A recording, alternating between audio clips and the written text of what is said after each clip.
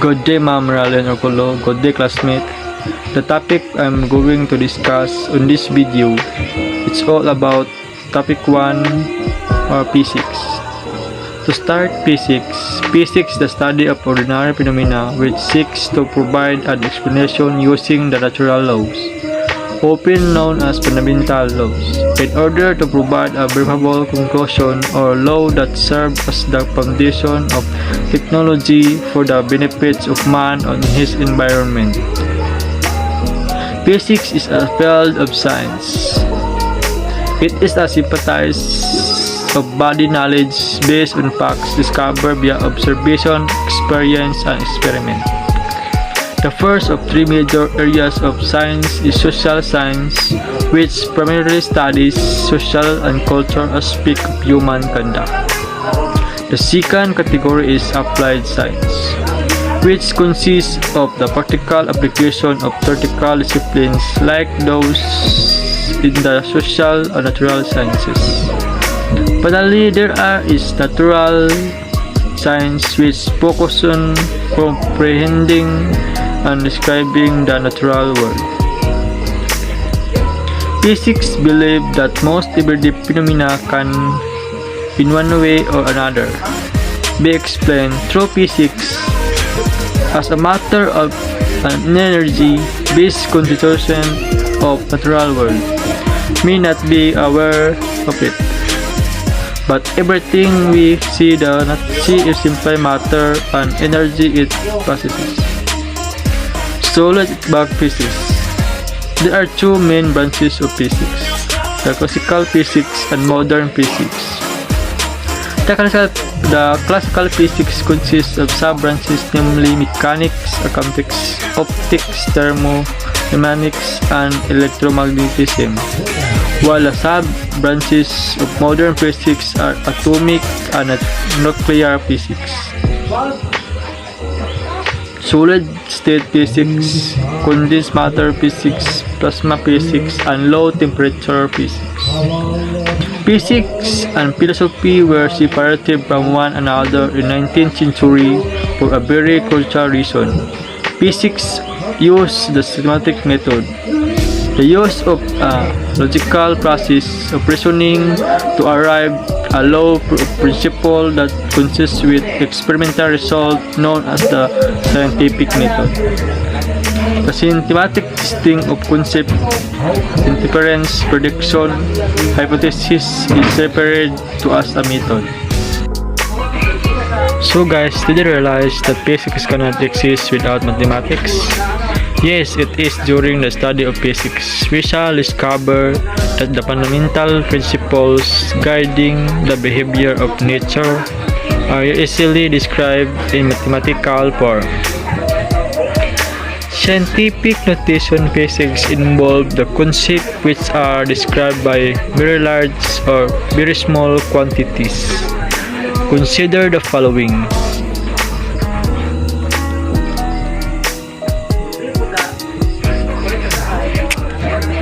This very hard minute means pick up much space, then writing down the difficult to use in calculation. To work with these quantities more easily, you can express them in a construct of writing over a wide range of values known as scientific notation. In scientific notation, numbers are represented by product, the multiplying factor, and power 10. A power of 10 is a number 10 raised to the integer exponent. You can write measurement using scientific notation, using by the decimal point only one digit which is non-zero remains on the left.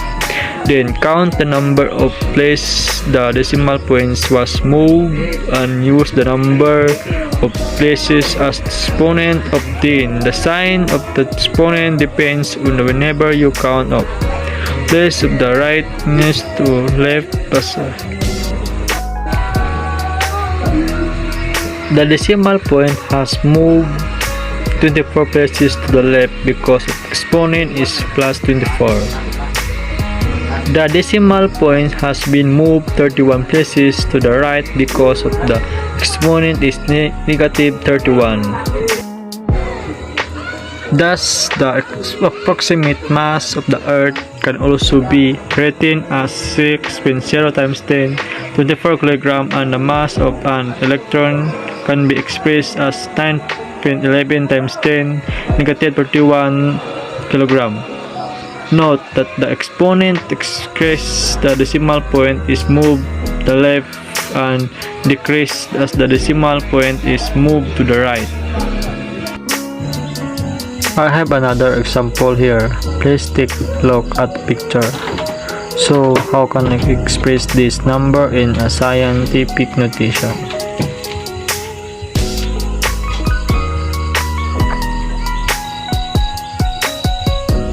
Let's go to the first number, 45,000. So, we want to move the decimal in between the first number, that is between the 4 and 5, so I'm gonna move it 4 units to left. 1, 2, 3, 4. So 45,000 is equal to 4.5 times to the power of 4. If the exponent is positive, it is associated with a very large number, and if negative, it will be associated with a very small number. And the last example is 0.00223. This time, I'm going to move the decimal to the right as opposite to the left. Let's move 3 places to the right. 1, 2, 3. So 0.0023 is equal to 12.3 times 10 to the power negative 3. Guys, you have to keep in mind that a negative exponent is always associated with a very small number. In studying physics, we will do a lot of measurement of physical quantities.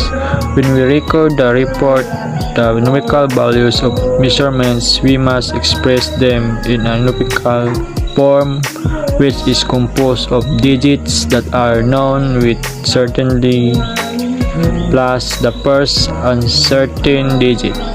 These digits are known as significant digits or significant figures. In general, the numbers of significant figures of a numerical quantity is the number of reliability known digit is contained, and it's based on the precision of the instrument used in measuring the quantity. There are rules in determining significant figures. First is leading zeros are not significant, they simply locate them decimal point. Example 0.00123. Example 0.00143 has 3 significant figures. The second, zeros between 2 non-zeros digits are significant. Example 105.03 has 5 significant figures. 3. Trailing zeros are usually significant but can be ambiguous. Example 100 has 3 significant figures. 1.00 has 3 significant figures. 100 is ambiguous. In multiplication or division of numbers using significant figures, the general rule is that the results are expressed at least precise value, that is, the value with the previous significant figures. In addition or subtraction, the precision of the result is no better than that the best precise quantity being calculated. It means that the result occupies the same position relative to the decimal point as the position in the number, whose last significant figure is the farthest to the left. Measurements are used to describe such quantities as length, width, area, volume, and time. It is the quantitative description of the fundamental property or physical phenomenon. When we measure, we compare an unknown quantity with a certain standard called unit of measurement.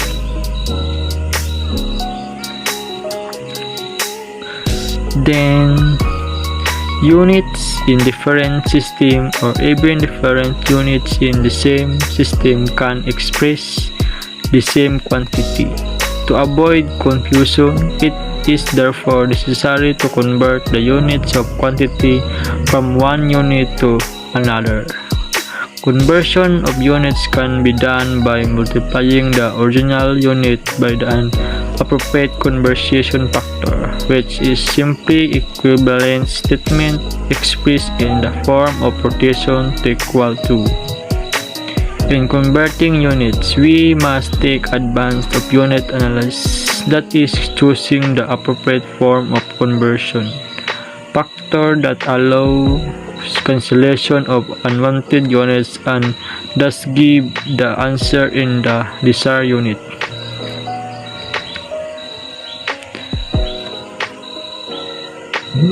And this ends my report here. Thank you for your giving time, watching, and listening this video. God bless us all.